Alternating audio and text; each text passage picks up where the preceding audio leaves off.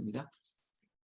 이왕 나온 김에 이 기록을 남기려고 하니까 여러분 소나무 향기라고 또 제가 조그만 채널에 이 영상을 계속 업데이트 쌓고 있지 않습니까? 그러면요.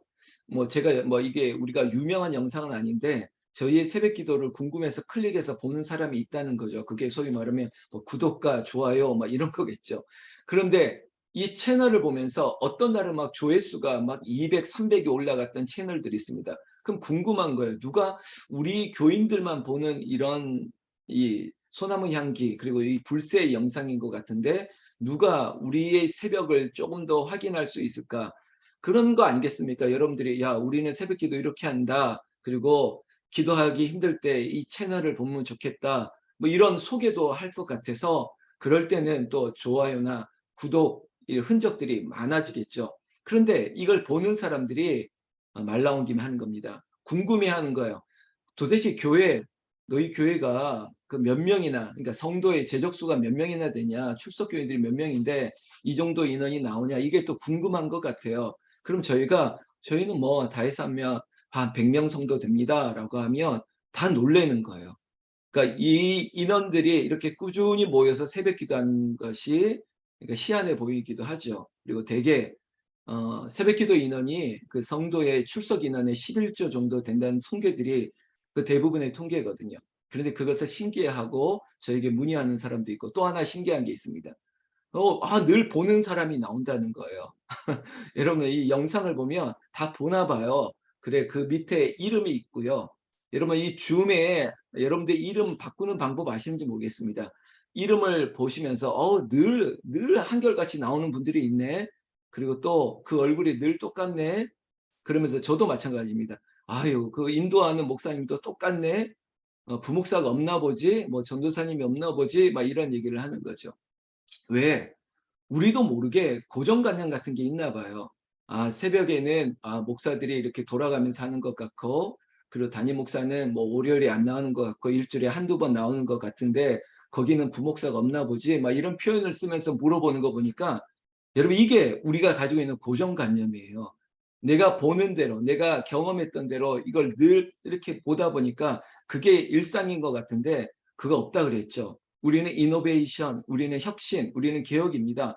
그리고 그것이 리포밍이라고 하는 갱신, 개혁이라는 거죠. 칼빈도 루터도 그 시대에는 늘 혁신이었습니다. 바꾸는 거예요. 새로워지면 되는 겁니다.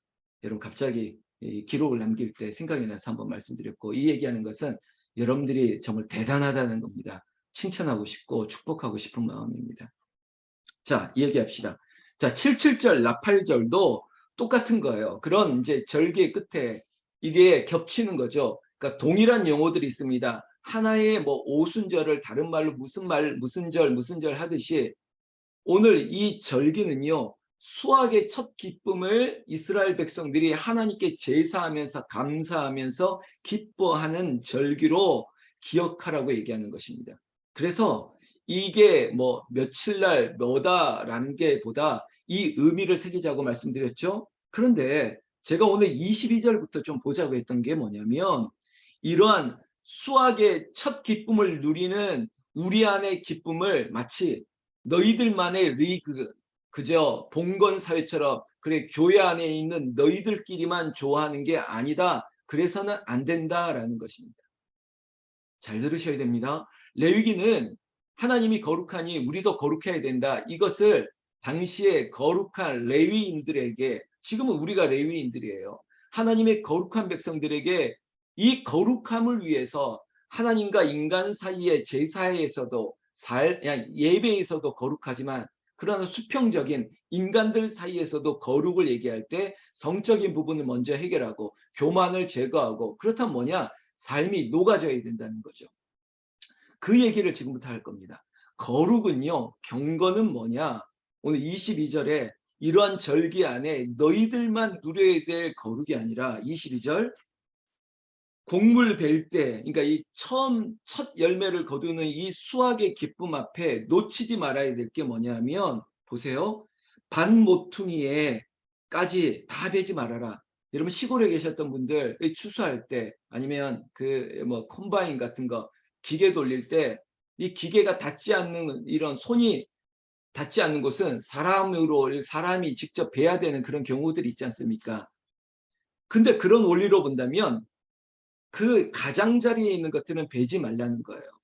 그리고 나락이 떨어진 것도 줍지 말라는 거예요. 그 이유를 말하고 있습니다. 그것을 가난한 자와 나그네 거류민을 위하여 남겨두라. 나는 너희의 하나님 여호와이니라. 이 얘기를 하고 있습니다. 그러니까 이 절기의 기쁨 앞에 너희들이 잊지 말아야 될 것은 너희의 기쁨 가운데 소외된 가난한 자, 나그네들, 거류민들이 있다는 것을 기억해라. 여러분 지금 우리 대한민국 사회에 거류민이라고 하는 이 카테고리 안에 담아낼 대상들이 누가 있을까요? 여러분 언뜻 생각나는 게 누굴까요? 일단 나그네 디아스포라라고 한다면 외국인들이겠죠. 외국인. 근데 뭐 저기 미국이나 유럽에서 왔던 돈 많은 외국인들 말고 누굴까요? 저기 동남아 뭐 기타 등등 이 가난한 나라에서 왔던 외국인 근로자들이겠죠. 외국인 근로자들. 이 사람들이 거류민인 겁니다. 요즘은 이제 시골에도 이 농촌에도 이 외국인 노동자의 인력이 없으면 농사가 안 될 정도라고 하는데 이분들의 삶이 있습니다. 두 번째 대표적으로 바로 탈북민들입니다. 탈북민들. 탈북민들도 이 땅에 거류민이 맞습니다. 아이러니하죠. 법적으로는 우리 동포라고 얘기하면서도 여전히 거류민의 삶을 살고 있는 게 사실입니다. 그렇다면 이분들을 위해서 우리가 해야 될 게 뭐냐? 바로 이렇게 얘기합니다. 남겨두라라는 것입니다. 여러분 이 남겨두라는 것이 우리가 먹다 남은 것을 남겨두라는 것이 아니라 마치 여러분 우리 엄마들이 밥을 딱 짓고 그랬을 때 옛날입니다. 저도 옛날에 기억이 있는데 야 이거는 아빠가 일하고 돌아오면 먹어야 될 것이다 라고 하고 이렇게 고봉밥에다가 뚜껑 닫아가지고 그때는 뭐 전자밥솥도 없으니까 뜨끈한 아궁이, 저 따뜻한 아궁이에 이불 밑에다 쫙 놔두지 않습니까? 그럼 남겨둔 밥을 퇴근해서 밤늦게 돌아오는 일하다 오신 아버지가 뜨끈하게 밥을 드시기 위해서 남겨뒀던 그 모습처럼 먹다 남은 것을 남겨두라는 것이 아니라 이 절기를 보세요. 추수할 때 온전한 것을 그대로 남겨두는 거예요. 그리고 그것들을 그들이 걷어갈 수 있게 만드는 것. 이게 바로 이 절기, 우리의 예배, 우리의 삶에 빠뜨리지 말아야 될 한 부분이라는 겁니다. 근데 이 얘기를 왜 하냐? 나는 너희의 하나님 여호와고 그리고 내가 거룩한 것처럼 너희도 거룩하기 위한 삶의 가장 중요한 포인트가 가난한 자와 거류민들을 위해서 남겨두는 삶을 사는 거예요. 우리의 영적 저수지에 물을 남겨두는 이유는 뭐냐? 항상 저 아래쪽에 해갈이 있고 굉장히 어려운 문제가 생겼을 때 그때 수문을 개방하는 거예요. 제가 예전에 중앙탑 근처에 있는 그 금가면에 우리 큰 아버님 이렇게 큰 별장이 있었습니다. 그래서 금가면에 있는 큰 별장에 우리 가족들이 모여서 잔치도 하고 그랬던 적이 있는데 거기에 조정지 댐이 있고요. 조정지 댐을 넘어가서 레이크 사이드 골프장을 지나서 아주 멋진 별장을 소유하고 있습니다. 그런데 그 조정지 댐의 역할이 뭐냐면 말 그대로 수위를 조정하는 건데 어떤 수위냐? 저 충주댐에서 수문을 개방하면 아래쪽에 어떤 피해가 있을까봐 수위를 좀 조절해주는 역할을 조정지댐이라고 하는 게 있습니다. 충주댐, 조정지댐 이 물이 지금 하류로 흘러가게 만드는 것. 그런데 이번 폭우 같은 경우에 여러분 뭐 몇 년 만에 몇십 년 만에 7개의 수문을 일시에 개방하면 쫙 내려가면 아래쪽에 큰 피해가 있겠죠. 그래서 중간쯤에 조정하는 역할을 조정지댐이 있습니다. 여러분 우리의 삶이 마치 이런 거예요. 우리가 영적 저수지와 같은 삶을 살 때 우리는 그것을 담아놨다가 우리 것들을 조정하고 그것들을 컨트롤해서 그래 이거는 10분의 1로 10분의 2는 이웃을 위해서 산다. 오늘 나팔절 이런 절기가 그래요. 그래 이거는 제사장의 몫으로 남겨두고 그래 10분의 2는 가난한 자를 위하여 남겨두고 이러한 마인드로 사는 사람이 있는데 그거를 조정하는 역할을 그리스도인들이 했으면 좋겠다라고 하는 욕심이 있죠. 여러분 저도 마찬가지입니다. 성도님들 교회에서 주셨던 사례비가 주로 어디에 쓰느냐? 당연히 우리의 가정을 위해서 쓰이겠죠.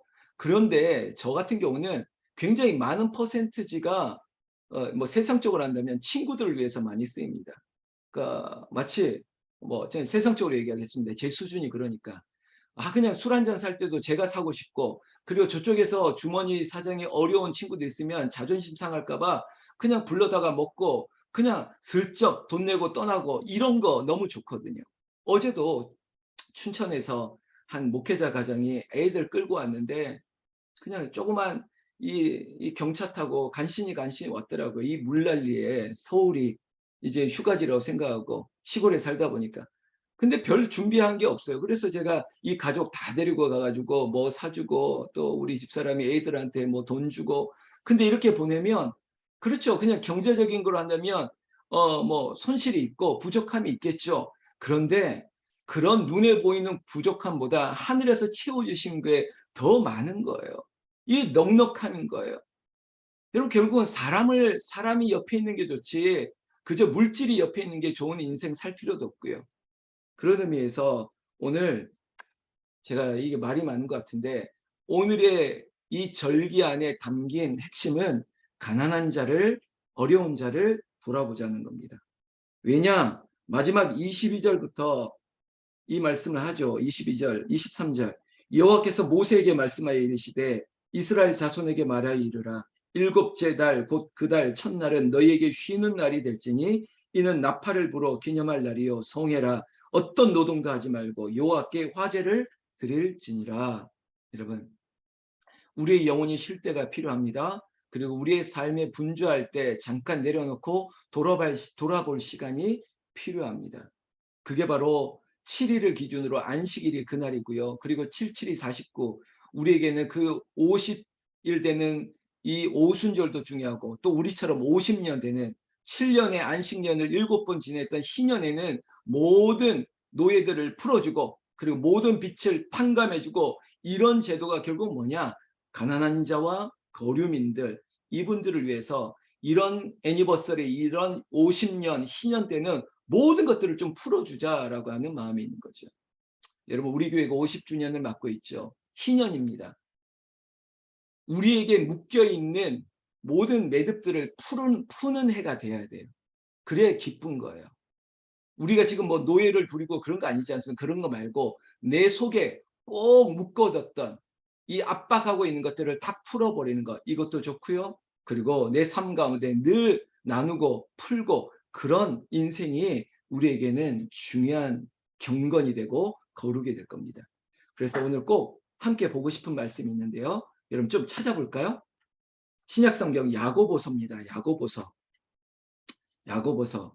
제가 페이지를 부르겠습니다. 371면 야고보서, 372면 야고보서, 신약성경 1장 27절. 야고보서 1장 27절. 이 구절 읽고 함께 기도하겠습니다. 야고보서 372면 1장 27절. 여러분 찾으셨죠? 제가 크게 읽겠습니다. 하나님 아버지 앞에서 정결하고 더러움이 없는 경건은 곧 고아와 과부를 그 환난 중에 돌보고, 또 자기를 지켜 새 속에 물들지 아니하는 그것이니라. 아멘. 여러분, 하나님은 거룩하고, 그리고 우리도 거룩하고, 우리가 그 하나님의 거룩하심을 따라 경건과 거룩을 유지할 때 그 방법을 야고보서는, 예수님의 형제 야고보는 삶을 믿음과 함께 실천을 강조했던 이 야고보가 우리에게 주는 교훈이 이겁니다. 뭐라고요? 고아와 과부. 어쩌면 오늘 레위기 23장에 있는 가난한 자와 거류민들을 돕는 삶, 이게 경건이고 거룩이라고 얘기하고 있습니다. 제가 정파적인 색깔을 띠고 얘기하는 게 아니라, 이번 폭우로 강남 지역에 정말 아이러니한 일이 있죠. 그 돈이 쌓이는 소돔과 고모라와 같은 그곳에도 물난리가 나고 어려운 삶이 있고, 구룡마을과 같은 삶이 있고, 반지하 지하에서 사는 그런 빌라촌도 있고, 고층 빌딩만 있는 게 아닙니다. 그 구석으로 위로 가면 가난한 이들이 있죠. 그런데 뉴스에도 나왔지만 그 반지하에서 여러분 뭐 3명이 일시에 죽고, 근데 그 가정에 어제 밤에 잠깐 뉴스를 보다가 그 할머니가 그 자식들 죽은 집에 어떻게 들어가겠냐고. 그 임대주택을 마련해 주라 이런 지시를 국가에서 했길래 윤 대통령이 했길래 '그래 이런 거 해야지 이런 거.' 이걸 물론 어떤 국가적인 어떤 정부의 이미지로 위한 정책이라 했다 할지라도 어떻게 그 가정에 다시 들어가 살겠습니까? 그 할머니가 그 자식들 생각에. 그러니까 이 사람에게 이 할머니에게 임대주택을 다른 곳으로 마련해 주라. 이거는 국가가 할 수 있잖아요. 그건 지자체장이 할 수 있잖아요. 그거는 어떤 펀드가 모이더라도 누구나 할 수 있는 일을 해야지요. 여러분 이런 겁니다. 혹시 우리 교회가 감당할 수 있는 부분이 있다면 또 여러분들의 가정이 할 수 있다는 일이라면 저는요. 저희 뭐 우리 교회에서도 하겠지만 제가 꾸준히 하는 일 중에 하나가 저의 소득 중에 하나 이 기아 대책을 통해서 두 아이를 지금 몇 년간 꾸준히 이렇게 후원을 하고 있거든요. 근데 이 아이들이 자라가는 것들을 늘 봐요. 우간다에 있는 아들 하나, 딸 하나입니다. 근데 이거는 우리 가정에 있는 소득 중에 일부분을 이쪽으로 계속 흘려주고 있거든요. 그리고 또한 내가 할 수 있는 일이 있다면 내 주변에 있는 사람에게 어떻게 할 수 있을까? 부탁을 드리겠습니다. 그리고 축복의 원리입니다. 주는 사람이 되십시오. 근데 그것을 상대에게 기분 나쁘게 주면 안 돼요. 밥을 사더라도 기분 나쁘게 밥을 사면 안 됩니다.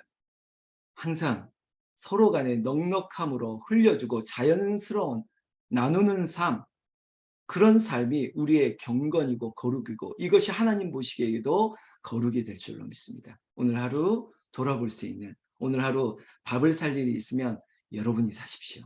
그러면 이게 복음입니다. 아주 쉬운 복음입니다. 그런 저와 여러분들이 되시기를 예수님의 이름으로 축원합니다.